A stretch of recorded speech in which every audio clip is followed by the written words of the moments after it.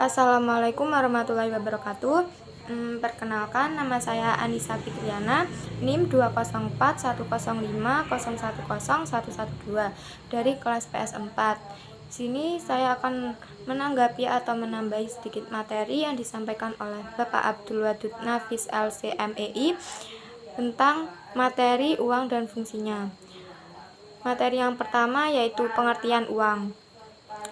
Uang merupakan suatu benda yang mampu untuk disetujui oleh seluruh lapisan masyarakat sebagai alat untuk penukaran dalam perdagangan. Jenis-jenis uang menurut bahan pembuatannya. Menurut bahan pembuatannya, uang dibagi ke dalam dua jenis, yaitu yang pertama uang logam. Jenis uang ini dibuat dari bahan logam atau emas atau perak. Bentuknya mudah dikenali, nilainya tinggi dan stabil, tahan lama, dan dapat dibagi ke dalam satuan yang lebih kecil. Yang kedua, uang kertas. Uang kertas sendiri, uang yang terbuat dari kertas dan standarisasi baku. Biasanya pada uang kertas ini dapat ditemukan gambar dan cap khusus. Materi yang selanjutnya, menurut lembaga yang mengeluarkan uang sendiri dibagi ke dalam dua jenis, yaitu yang pertama uang kartal atau alat bayar yang sah dan digunakan dalam transaksi sehari-hari.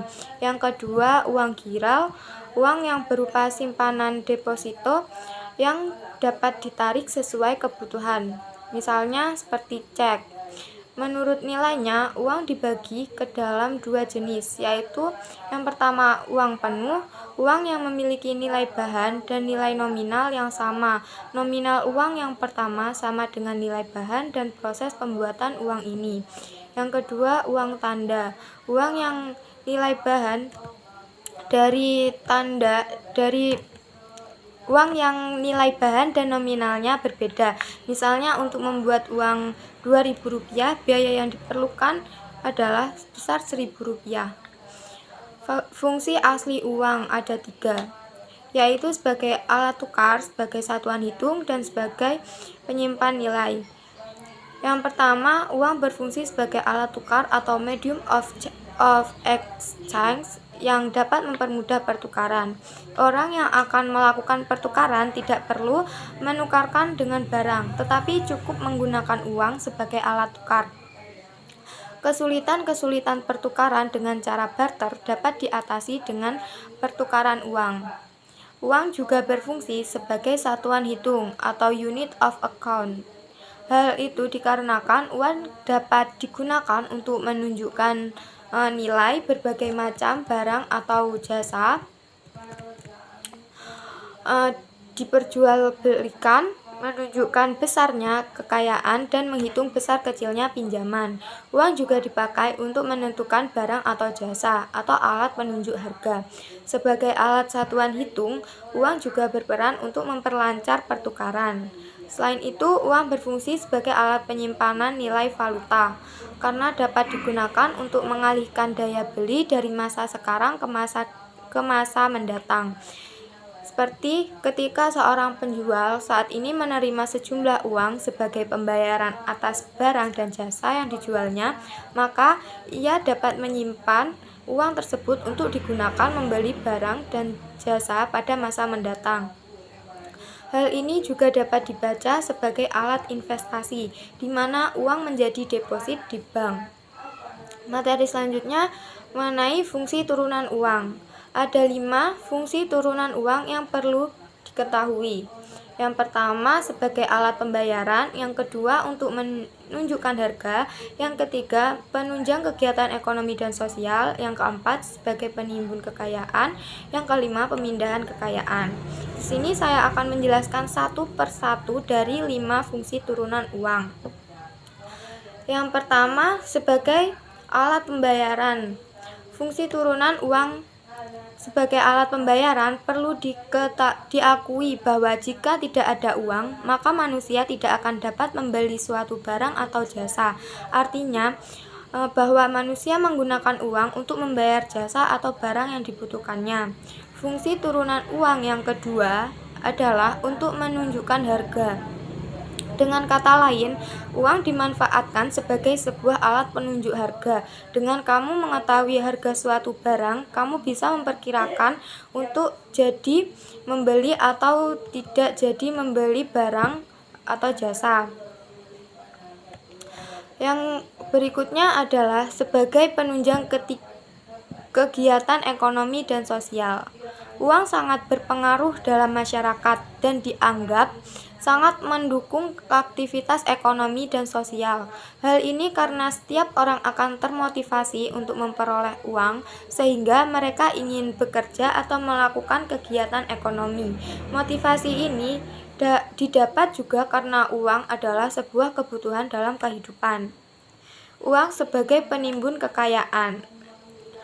Artinya, uang merupakan bagian kekayaan seseorang atau perusahaan dalam menunjukkan seberapa besar kekuatan finansial yang dimiliki. Ini berarti menyimpan uang sama artinya dengan menyimpan kekayaan.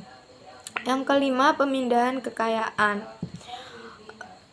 Maksud dari pemindahan kekayaan sendiri adalah apabila seseorang yang memiliki suatu kekayaan dapat dipindahkan ke dalam bentuk kekayaan lain dengan perantara uang. Seseorang yang mempunyai kekayaan dengan bentuk lain selain dari banyak uang, ia dapat memindahkan kekayaannya. Contohnya, jika seseorang atau jika saya tinggal di kota, namun saya sebenarnya memiliki tanah di desa.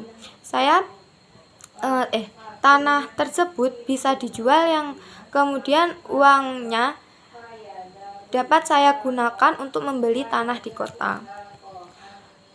Materi selanjutnya yaitu fungsi uang menurut ekonomi Islam. Fungsi uang menurut ekonomi Islam dibagi menjadi 3 bagian. Yang pertama, sebagai alat tukar. Yang kedua, uang sebagai unit of account atau satuan hitung atau measure of value atau pengukuran nilai. Yang ketiga, uang sebagai store of value atau penyimpan nilai. Yang pertama, sebagai alat tukar. Maksud dari alat tukar sendiri yaitu uang itu menurut ekonomi Islam harus selalu mengalir dalam perekonomian umat. Hal ini dikenal dengan flow concept, bukan stock concept. Menurut flow concept, oleh karena uang merupakan public goods atau barang milik publik dan tidak boleh berubah menjadi private goods atau barang milik pribadi, maka uang harus selalu mengalir dan beredar di tengah-tengah masyarakat untuk menghidupkan perekonomian mereka atau menghidupkan perekonomian suatu negara. Yang kedua, uang sebagai unit of account atau satuan hitung atau measure of value atau pengukuran nilai. Fungsi lain uang ialah sebagai unit of account atau satuan hitung atau measure of value atau pengukuran nilai. Uang sengaja diciptakan untuk menunjukkan nilai berbagai barang dan jasa yang diperjualbelikan, menunjukkan kekayaan dan menghitung besar kecilnya hutang. Selain itu, uang berfungsi sebagai alat penunjuk harga.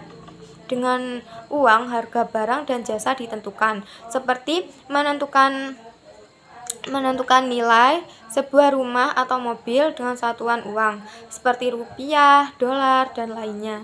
Sebagai satuan hitung, uang mempunyai peran yang besar dalam memperlancar pertukaran.